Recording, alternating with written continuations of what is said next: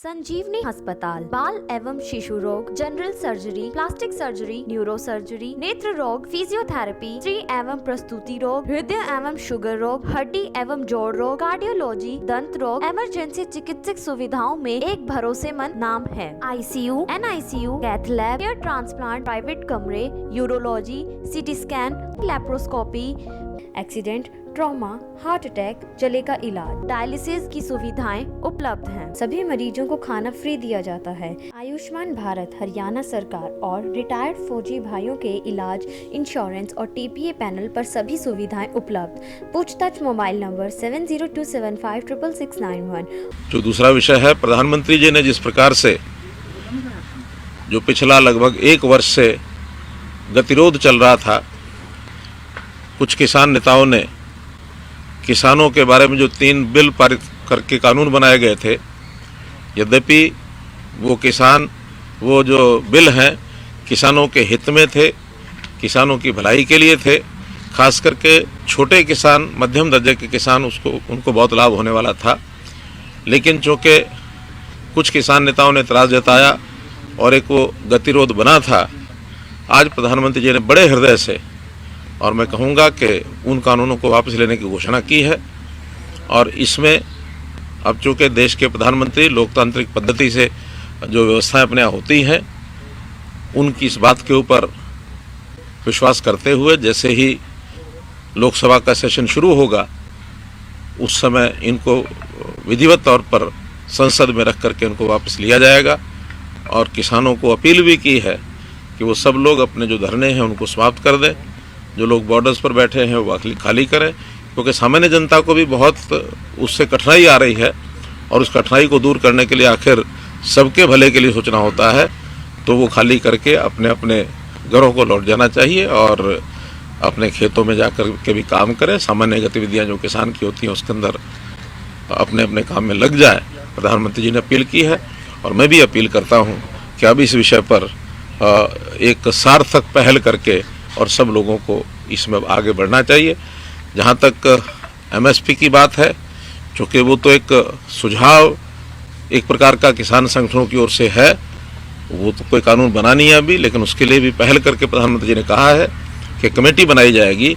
उस कमेटी में केंद्र सरकार के लोग, प्रदेशों की सरकारों से भी लोग लिए जाएंगे, कृषि के अर्थव्यवस्था को जानने वाले लोग, कृषि साइंटिस्ट और किसानों के भी प्रतिनिधि, इन सब के बीच में सबको मिला करके और एक कमेटी बनेगी। वो कमेटी जो भी कोई सिफारिश करेगी, जिस प्रकार का विचार किया जाएगा, उसके बाद उस पर भी सार्थक निर्णय लिया जा सकता है। सर, ये जो हरियाणा के अंदर इसका जो पीछे केसेस बने, उनके ऊपर भी कोई सवाल, कोई पहल करेगी सरकार कि जो केसेस इस दौरान इस पीरियड में बने फार्मर्स? देखिए, जब कोई आपसी समझ होती है तो आपसी समझ में मिल बैठ करके इन सब चीज़ों पर विचार किया जाता है। और उसमें भी कई प्रकार के केसेस हैं। कुछ केसेस बहुत सामान्य केसेस हैं, सामान्यतः पहले भी ऐसे आंदोलन होते हैं तो उसी प्रकार उनके निर्णय किए जाते हैं। जो कोई बहुत गंभीर धाराओं के अंतर्गत होते हैं, उनका विषय जो है, चूँकि बहुत केसेस कोर्ट में भी चले जाते हैं तो कोर्ट के माध्यम से वापस करने पड़ते हैं। तो एक सार्थक, जिसको कहना चाहिए, पहल हम अपनी ओर से भी करेंगे और इसमें किसी प्रकार का आगे कोई विवाद बढ़ने नहीं दिया जाएगा। आपकी कई बार मीटिंग्स हुई हैं माननीय होम मिनिस्टर के साथ, माननीय उनके साथ, सीनियर के साथ, तो आपने कितनी बार इन इश्यूज़ को उठाया और क्या चर्चा रही? फिर अब तो क्योंकि अब सब कुछ सॉल्व हो गया तो आज तो शेयर कर ही सकते हैं। क्योंकि देखिए, ये सारा आंदोलन का ज़्यादा असर हरियाणा पर या कुछ पंजाब में भी कह सकते हैं, लेकिन इन आखिरी दिनों में तो पंजाब में उतना प्रभाव नहीं था जितना हरियाणा में था, कुछ थोड़ा पश्चिमी उत्तर प्रदेश में था।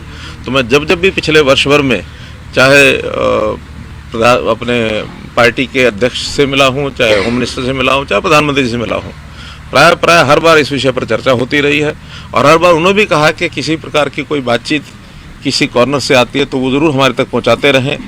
मेरी भी बीच बीच में कुछ किसान नेताओं से बातचीत चलती रही है, क्योंकि ये सब बातें इनफॉर्मल होती है। फॉर्मल लेवल पर हमारा कोई अधिकार भी नहीं है, क्योंकि ये विषय राष्ट्रीय स्तर का है, केंद्रीय कानून बने हैं। लेकिन इनफॉर्मली जितनी बातें हैं, जितने इनपुट्स हमारे पास थे, वो हमने बताए और उसमें बातचीत करने में जो लोगों को हम भेज सकते थे, केंद्रीय नेताओं के पास भेजा भी था। प्रारंभ में तो 11 सिटिंग्स जो फॉर्मल सिटिंग्स हुई थी, लेकिन 11 सिटिंग के बाद लगातार हर बार विषय एक प्रकार से रुक जाता था बाद में इनफॉर्मल मीटिंग्स में कई लोगों के संदेश हमने पहुंचाए हैं। मैं समझता हूं उसी में से एक विषय निकला है कि अभी एक बार जो कि जितना गतिरोध हो गया है उस गतिरोध को दूर करने के लिए शायद प्रधानमंत्री जी ने सोचा होगा कि यही उसमें से एक रास्ता निकलेगा, और चूँकि कोई बात और किसान नेता इससे ज़्यादा सुनने के लिए तैयार नहीं है, तो उन्होंने बड़ा मन दिखा करके, और जैसे लोकतंत्र में होता है कि जनता की बात को ज़रूर ध्यान में रखते हुए निर्णय लिए जाते हैं, हालांकि निर्णय लेने का अधिकार भी संसद को है, तो प्रधानमंत्री जी के नेता हैं, तो नेता के नाते उन्होंने कहा है, तो निश्चित रूप से संसद में 29 तारीख को जैसे लोकसभा का सेशन होगा तुरंत उसमें इसको निर्णय को स्वीकार सीधी प्रतिक्रिया अभी तक इस पर नहीं थी। उन्होंने कहा कि कल वो बैठक करके अपना फैसला देंगे।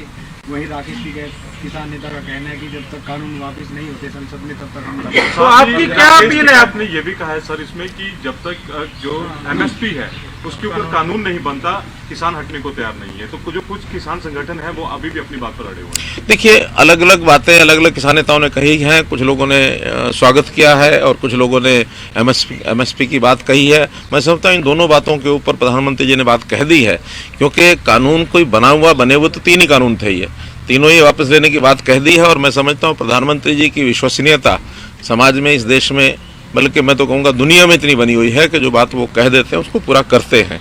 इस पर तो कोई चिंता किसान नेताओं को करनी नहीं चाहिए कि एक बार जब कह दिया है तो निश्चित रूप से यानी होगा ही। बल्कि अपने विपक्ष के नेताओं ने भी ये कहा है, अभी मैं हुड्डा जी के स्टेटमेंट सुन रहा था तो उन्होंने भी कहा है कि जब प्रधानमंत्री ने कहा है तो लोकतंत्र में विश्वास ही करना चाहिए, विश्वास करेंगे और उसको वापस करेंगे। अविश्वास की कोई बात नहीं है। आज भी अगर अविश्वास की भावना प्रधानमंत्री जी के बारे में कोई रखते हैं तो मैं समझता हूँ ये बड़ी भूल है, नहीं करनी चाहिए। क्या अपील है किसानों से? मोदी सरकार को फायदा होगा इसमें? देखिए, ये पॉलिटिकल इस तरीके से नहीं सोचना चाहिए।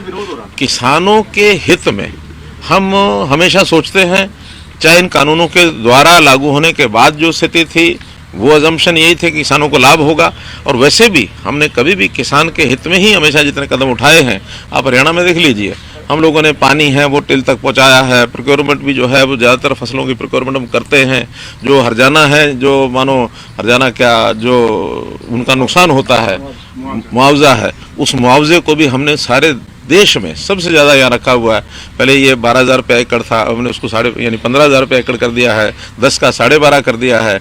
और भी जितनी सुविधाएं किसानों को हम दे सकते हैं, चाहे वो भूमि, ये जो सॉइल परीक्षण के जो कार्ड्स थे वो हमने बनाए हैं, लैब्स बनाई हैं।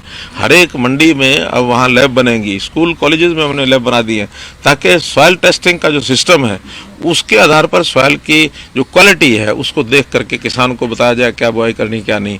सेम की जो ज़मीन है उसको हम 1 लाख एकड़ उसको ठीक करने की और आगे बढ़ रहे हैं।